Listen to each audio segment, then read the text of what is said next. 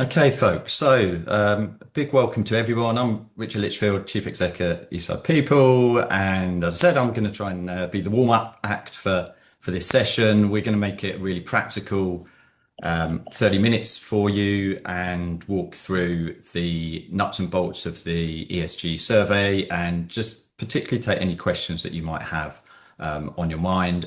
Mike is our COO and has led the development of the tool itself. So I'm going to hand over to him in a moment to walk you through it. And then I'm really pleased to be joined for us to be joined by Lauren Osman, who's the head of compliance and governance. I think Lauren, is that right? Yes, that's right. Avenues Trust, an absolutely fab disabilities charity. And Lauren and I had a conversation. Oh, Lauren, I think it was about a week ago where you were kindly giving me some feedback on having been one of those early adopters that went through the survey process for your own organisation and are thinking about doing it again this year. And so I invited Lauren along, and we just thought it would be much better for everybody to hear from someone who has actually been a user of the survey. And so, Lauren, super grateful for you giving up some of your time today. No problem And at all. I suppose it's also worth just mentioning that we noticed that of people attending, there are quite a few people who are from organisations that did also complete the survey in the first year. So the chat is open, and as we go along, if you've got any kind of tips as well as Lauren, just to offer to the group about things to do or not to do with the tool, then please do. Please do leave a message. That'd be super useful. Okay, so without any further ado, I'm just going to say a couple of things up front. So the this project is about an environmental, social, and governance tool. We started to build this 12 months ago, launched it last year. 78 organizations went through the process last time. Um, and we got, on the whole, really good feedback from people who were doing it. And I think it served to essentially be a way for organizations to kind of measure and manage all of the non-financial bits that they're focusing on around environmental, social, and governance. And perhaps Lauren can say something on that a little bit further down the line. Mike, can you just flick over to the next slide? So just to take a step back for a moment, you may know that Eastside People is a consultancy and recruitment firm for charities.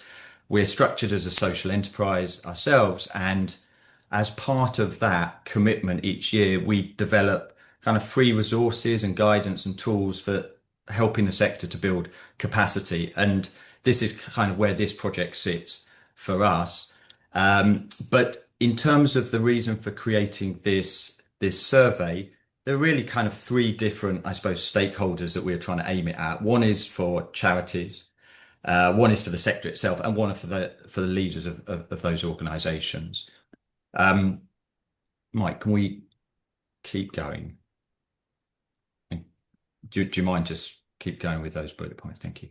Uh, so in relation to organisations, the aim of the tool is to help you reassure boards and funders and commissioners. It's also there to help organisations to prioritise where they're going to allocate resources in the future. So where am I doing well, but where are the gaps, and how can I improve going forward?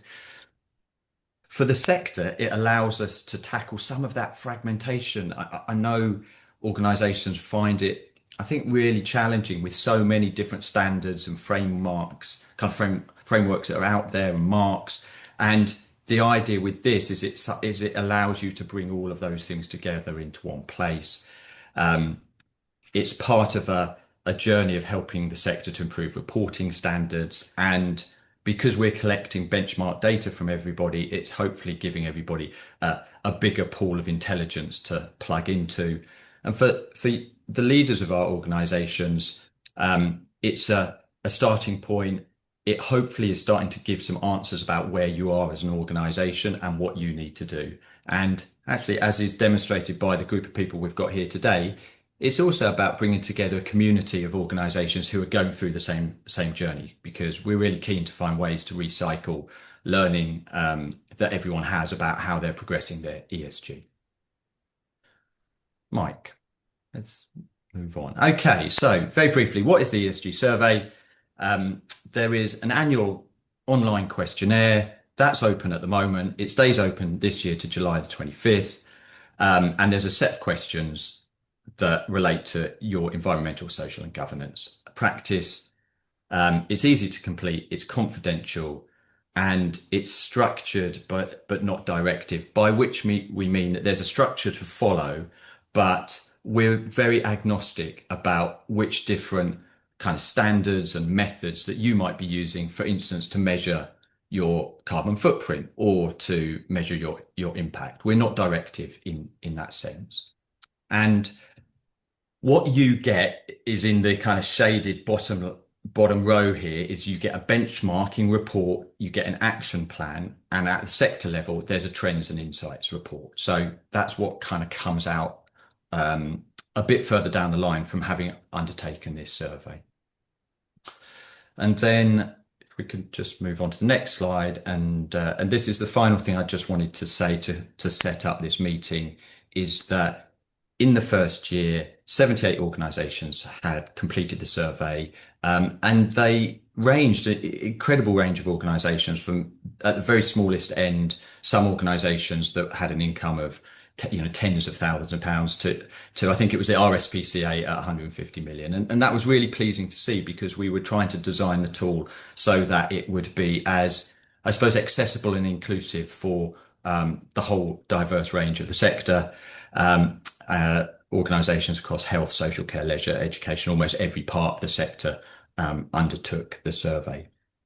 So that's all I'm going to say as the warm up. And now over to the main course. So, Mike, can I ask you to pick up and take everyone through the survey itself? Okay, folks, I'm just going to share my web browser so we can actually look at the survey online. I'm going to talk you through, and Richard, do jump in if you think I'm missing anything, anything worth saying. No, it's great, Mike. And Mike, sorry, just taking you up on that offer straight away. I'm just thinking what I didn't say in the opening bit is to invite everyone just to use the chat. And as Mike is going, if you've got questions on your mind or you just want to make a comment, do just use that chat and start popping things into it. And I'll keep my eye on it as Mike's taking you through the survey and stop him and ask him you questions as we go. Yeah. So I've skipped past the login, but if you go to the address that's at the top there and you haven't logged in, or you haven't registered, you'll be taken through that process. Just one thing to say about logins. If you did this last year, then your login will be remembered and the data that you entered last year is also remembered. If your organisation did it last year, but you're taking this on from a colleague, then all we need is an email from their email address saying that we'd like to hand off the data to your email address, and we will then switch things around so that your new login can pick up where your predecessor left off last year. But once logged in, this is where you land. It's a welcome page. There's some basic information on here. The one thing I want to just say while we're on this page is that we have an FAQ, which we may be adding to after this session. So lots of questions and answers in there. Really importantly, you can download a Word version of the whole questionnaire here.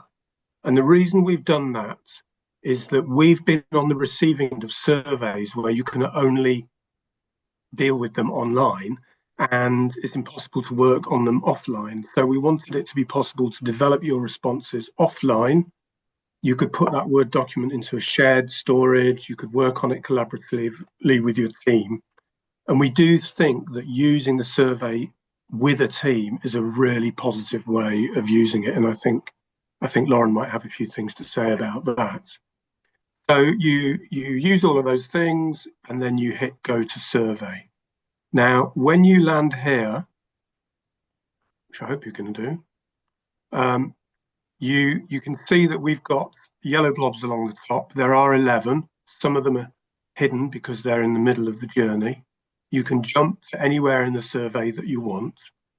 And I should say that depending on whether you're a 2024 respondent or whether you're brand new 2025, you'll get a slightly different screen here. So for 2024 respondents, you could just go right to the end and submit, and all your answers from last year would be submitted, and you would get a new benchmarking report benchmarked against everybody from last year and everybody from 2025. If you're new 2025, the screen will look slightly different. And when you finally submit, you will be benchmarked against everyone who's done it this year and any from last year that weren't, any from last year that have been either resubmitted or were submitted last year. So you have got to go to the end and you have got to hit a submit button. That said, everything you do is saved all the time. So you can leave and come back whenever you want, everything will be there. But we won't process it at the end unless you've submitted. So then you move on to the next section. And you're now in we're actually number 2. But we haven't numbered every micro question because there's a lot of detailed questions, but we have numbered them at a broad level. So the kind of first set of questions is some basic information about your organisation. And right now I'm going to say throughout the whole survey, nothing is a required question. You don't have to answer any single question. You can leave as much as you like blank. And the reason we did that is because we didn't want to make it difficult for people. We didn't want to create barriers to submitting. So you can miss things out. Obviously, we don't want you to, but you can because we want you to find this as frictionless as possible. You'll see I've written gobbledygook in various bits and places. But these questions here are structured around the proposed new classification that the Charity Commission is talking about for organisations. And it's just a question of clicking on things like this. It's really easy. There are some questions where there's a maximum. So now I'm clicking and nothing's working. But if I change that, I can click somewhere else. And I'm not going to get into the substance of any questions. You can then click to the next section. We're now in number 3. And again, we've got more questions. Radio button questions is one answer only. I want to get through to, right. We're now into the E, the S and the G. And for each of E, S and G, there are 2 pages. So we're on page 1 of environment. And that means we're thinking about your environmental management internally. And the second page will be externally. And that's the same for social and governance. Now, the format for E, S, and G for the next 6 pages is very, very similar. And the structure is that you get a statement like this. And the first thing you're asked to do is to consider, is this really important to us? And again, this is to do with us being agnostic, as Richard mentioned. If you're a small organisation where everyone works from home, then for example, your carbon footprint is not going to be a big concern for you. So you might decide to rate that as slightly important or not important. And this will ultimately help you to drill down when you get your report back to the things that really matter to you. Once you've rated the statement in terms of importance, you're asked to rate your progress. So you could say, we're just beginning. We're in the very baby steps of the whole thing. You can go developing, you can go advancing and advanced.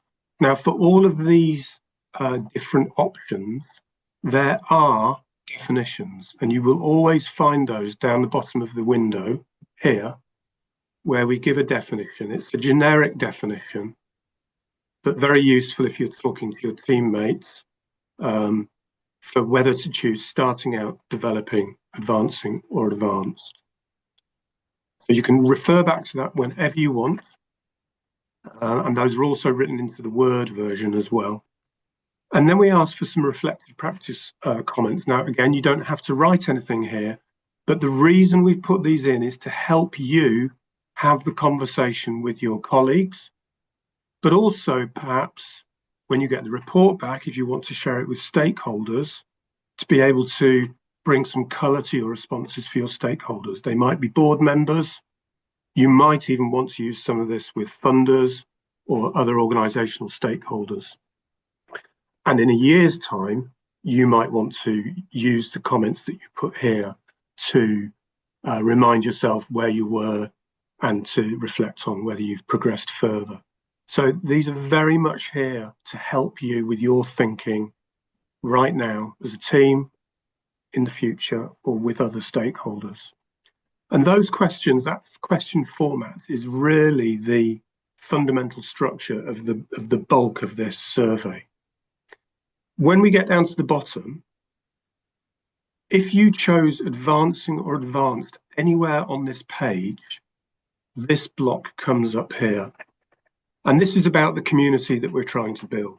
So right here, we're asking you to say a bit more about the things where you chose advancing or advanced, because we'd like to share best practice. And we certainly would like to learn what you think advancing is and what you think advanced is. So we're asking you to give us some more colour here. Now, we don't automatically share that. There's an opt-out at the end if you don't want us to share it. If you say that you're happy for us to share, then we might use some of your examples with your organisation's name on in our insights report. If you don't want us to share, then we might use snippets of what you've written, but we will make sure that it's completely unattributable. We'll redact anything that we think might be attributable. But that's to help us share learning in the community. And then finally, at the bottom of each of the 6 pages, we have some very specific questions that relate directly to the content of the page. And these vary quite significantly depending on which section you're in.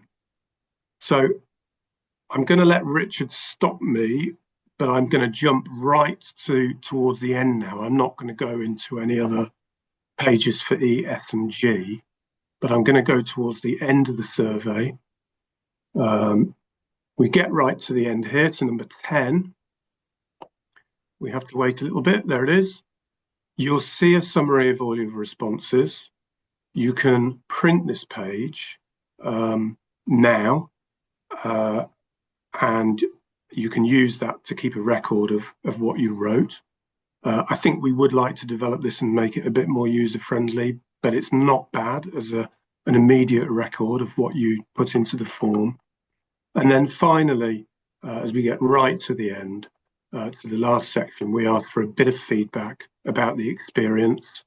And we're also offering a follow-up call with one of our consultants, either now or in the short to medium term, to discuss anything you'd like to chat about in terms of how you might move forward with your ESG management. And then here, as I mentioned, there's the permission to attribute best practice to your organisation name. Something we've learned from our initial conversations with early adopters and with other people who've put surveys like this together is that people quite like to have their name put onto their successes because it's a great shop window for your own good work. And that's what led us to structure things in that way. And then we're right at the very end. So finally, you can submit the survey. So I'll stop rambling there because I don't want to use up any more time, but obviously we can dip back in to anywhere if we need to. Thanks, Mike. Yeah, that's really useful. We've got one question which is about the logins, and Kieran's asking where do we send the email to get the login transferred? Please? Yeah, so anything ESG related, if you email esg@eastsidepeople.org, then that's going to get dealt with. It'll be me or a couple of other people who'll pick those emails up. So if we take Lauren, for example, if Lauren emails me and says, I don't mind you sharing what I put in last year with Kieran, then we'll switch things around, and then you'll be able to log in, Kieran, and pick up where Lauren left off. Lauren, can I bring you in and ask you, perhaps you could talk to us about what your experience has been so far of the tool. That'd be Yeah, of great. course. So just before I was due to submit last year your survey, I was asked to take over ESG in our organisation, and I said yes without thinking about it. And then when I picked it up, I thought, where do I start? Because we're such a dispersed organisation and it spreads across the whole organisation, and it was really confusing for me. But then the universe helped me and sent me your way, and you did all the hard work for me. So I used the survey very quickly to speak to key stakeholders across the organisation. It just helped structure that thinking about what we needed to look at and what areas we needed to focus on. We completed the survey, we got our report, we've used it far and wide. So we've used it in our annual report, we've used it with tenders, we've used it to reassure the board on where we are. And we're going to resubmit this year. We have to have it in our annual report because of the charity SORP stuff, so that will help with that. It's been such an easy to use and useful tool. What I will say is I've definitely learned. So last year I met with people all individually to fill in the form. I've got Kieran, who's on the call today, he's helped this year. We've set up a Teams page. We've put all our answers from last year. We've asked people to contribute across the organisation a bit wider than we did last year. So we're going to get more enriched data, I feel. And then one thing I'm going to learn for next year is I'm not going to wait in too late. I'm going to put the answers on straight away and the reports and ask people to collect data all year through so that we can get even more stuff while it's on people's minds to submit the following year. So it's been really helpful. Great, Lauren. Yeah, no, thank you for sharing that. That's super, yeah, super interesting. I think we're all learning, aren't we? Because from our side, last year we had a 5-week window that was open for folks taking the survey. This year it's 9 weeks, which hopefully is more helpful for everybody as well. Yeah, and it's really interesting to hear some of those bits that you were talking about. I'm just going to go to the chat again, if that's okay, because there was a question, Paul, about is there a graph visual representation of the data for sharing and dissemination? And I'm wondering, Paul, if that's referring to what you get back after having submitted your survey. And the quick answer is yes, that you get what we're calling an individual confidential report. It's some of the data is visual data, and it shows how you've done against the rest of the benchmark. But Lauren, Mike, I don't know if you want to, from either of your different perspectives, kind of come in at that point on Paul's question. Both reports are really helpful for us to report to the board, stakeholders, external audit, all people like that. But also the other report where you put the best practice in. So it helped really focus us on the areas that we need to prioritise, and then we could look at where other people are doing really well and what we might want to follow. So that was really, really helpful as well. Yeah. Yeah, no, great, Lauren. And it just reminds me actually to mention to everybody that I think it came up in our call about a week ago, but we've had a comment from quite a few folks who did it last year about whether there's an opportunity to join an action learning group where people in Lauren's role or similar roles who are kind of concerned with this area might be able to meet on a kind of 4 to 6 week basis, share how they're getting on, share some challenges, share some war stories. And so that's also something that we're just going to be trying to convene this year, probably starting in September, October time. So if anyone's interested in that, do let us know. Yeah, okay, Paul. So that was what you meant. Yeah, there's one about I think there's one in Yeah. there about do the questions change. So we have added a few questions this year. So it's explained more in the FAQ. So if you did it last year, it's worth finding those questions in the survey and answering those as well. Because we wanted to do a bit more around carbon footprint with respect to property, I think is where we focused a little bit more attention this year. we don't want it to change it massively year on year, because we want it to feel like a narrative that people can follow. If we keep chopping and changing, it's going to be difficult for people to go on that journey. So it's pretty consistent so far, and hopefully will remain pretty consistent year on year. Lauren, just pick up one thing also you commented on there was you mentioned the charity SORP, and that was perhaps an opportunity just to flag that to everyone. Folks on this call, you may know this, but the point here is that the consultation at the moment that is going to change the way that we have to report in our annual reports is going to include a requirement for organisations of a certain size to report in an integrated way on their environmental, social and governance activities. That's coming in 2026.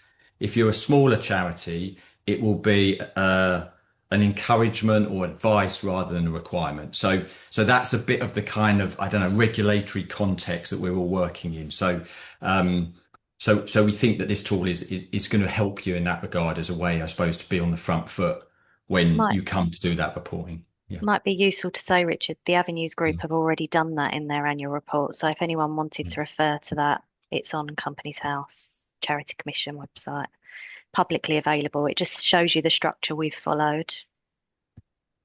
Yeah, brilliant.